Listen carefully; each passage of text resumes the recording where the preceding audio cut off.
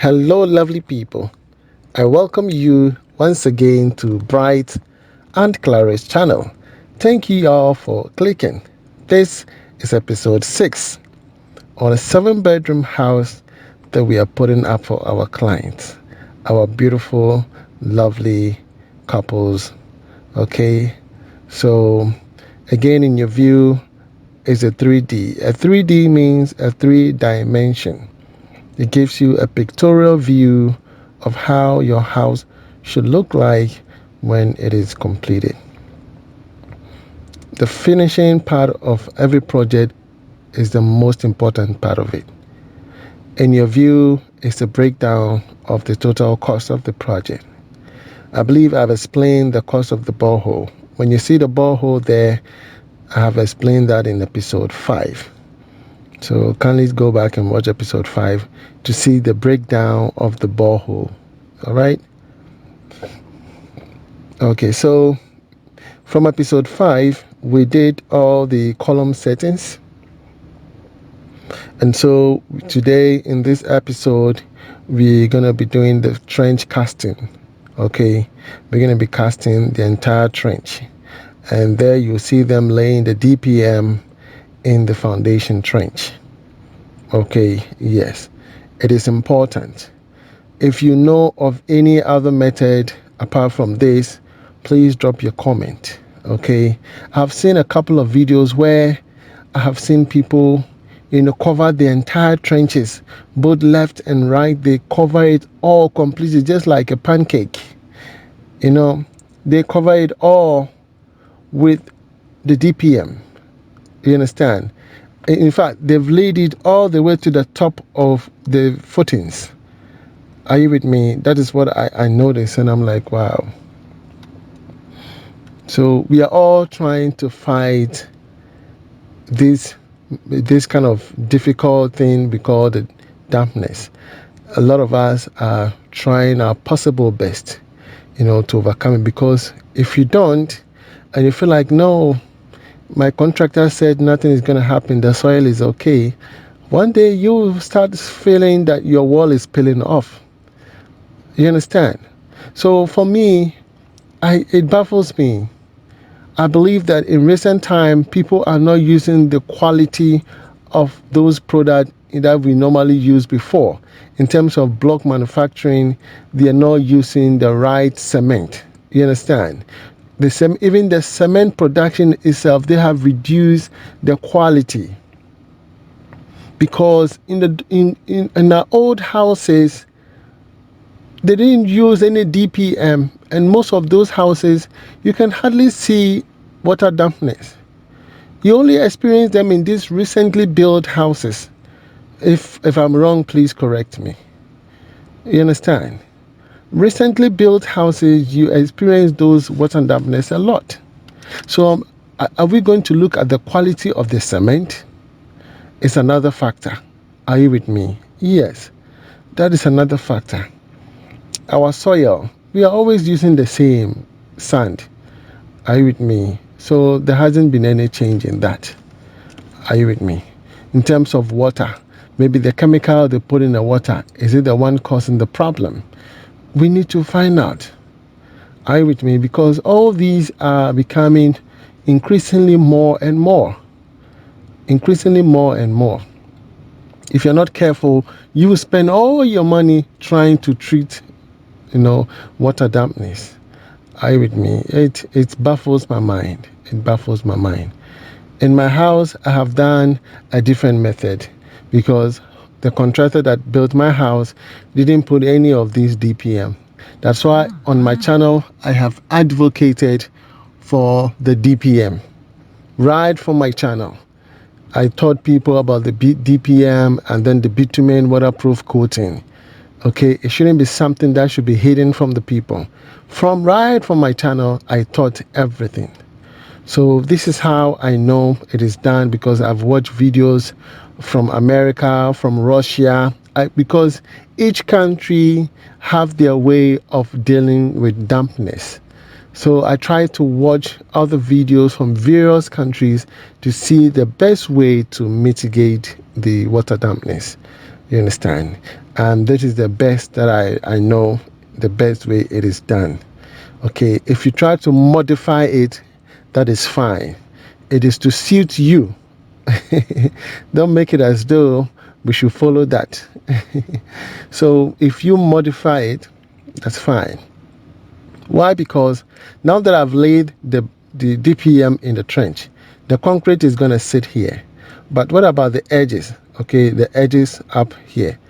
That is not a problem. Are you with me? Why? Because the block is going to be in the middle. Now, water is not going to be coming from underneath because we've blocked all the water passage. Unless, of course, the land in itself is completely waterlogged and so water is gushing up to the top. It means that the block will be wet. But once the rubber is down and I pour concrete on top of it, all the moist stays underneath the DPM. It doesn't come underneath the concrete. Are you with me? And then also when I'm done, I lay the block all the way up and I pour laterite in all the chambers. I'm going to seal the surface with DPM. So if there's any rising dampness from underneath, it will be blocked by the DPM on top, which is at the top layer. So it will not be able to go through the DPM and come up. You understand? So for me, that is the best option. Now, after the foundation, is there going to be any water coming from there? We need to find out. In this area, we are using Jata cement because it's Oyarifa. There's a lot of construction going on, and cement is rampant there. Yeah, all brands of cement are available, so it's easy to get Jata cement. Are you with me? Yes. So the question is, after the footings, where else can we find water, having an effect on your building? It is going to be the cost of the plumber, the direction of the rainfall. The direction of the rainfall can even cause dampness at the top level, not from the bottom. You understand? So let's not just focus on the foundation alone, but ways to preventing water from having contact with your building constantly. For me, that is the option. Preventing rainfall or any water having access to your building constantly, because the continuous fall of water into a particular location constantly will cause the water dampness. You understand? So let's look at that carefully. And that is why for now I've not even advised on interlocking your house, because in your house, if you have interlock on the floor of the house, which is the ground, it will retain water, and then with time you see the interlock will start changing color. Are you with me? It's better you have your compound tiled, so there's no water going from anywhere. Are you with me? If I'm wrong, please let me know. So lovely people, see how the concrete looks, okay, with the chemical, with the right type of cement, with the right type of ratio mixed. You have a smooth finish. Are you with me? You have a smooth finish. Okay, I was constantly on my team. Sometimes I call them behind closed doors and I put pressure on them. I tell them, me pet problem piao, me pet issue, because when you finish the house, after 5 years, 10 years down the line, we need to make sure everything is okay. And for me, that is the goal. Okay, that is the ultimate goal. It's not about just finishing it and go. No. 10 years down the line, how is it going to look like? That is my objective. Are you with me? 20 years down the line, how is it going to look like? 30 years down the line, 50 years down the line, how is it going to look like? That is the objective. And so the right ingredient should go in there. Are you with me? The right ingredient should go in there. Pardon me. So our clients requested that even the DPM, the bitumen that we're going to coat, should actually be done both on the inside and on the outside. Are you with me? Yes. It all depends on the preference of the client. Some people go like, hey, Mr. Bright, I can't do so. Hey, mean to me, yeah. So sometimes I feel your pain and I try to help. Then someone go like, oh, the price is extremely exorbitant. But it's not my fault. You asked for more. We are adding more and adding more. You understand? If you know me right from onset, simple. You can read, you can relate it to anything. You understand? So on this day, right after the casting of the 20, because we didn't finish all of them because the project is huge. Again, it rained. Are you with me? But we were lucky that by the time the rain came, majority of the concrete that we've cast had already, hardened. It has already hardened. So we were safe from that. Are you with me? If not, it would have been a beautiful day, concrete cast. The next day we'll do the second phase and then we are done. Are you with me? Yeah. But we had that tragic moment where, again, in the evening around 4:30 thereabout, again there was a heavy downpour, and man, I felt so bad.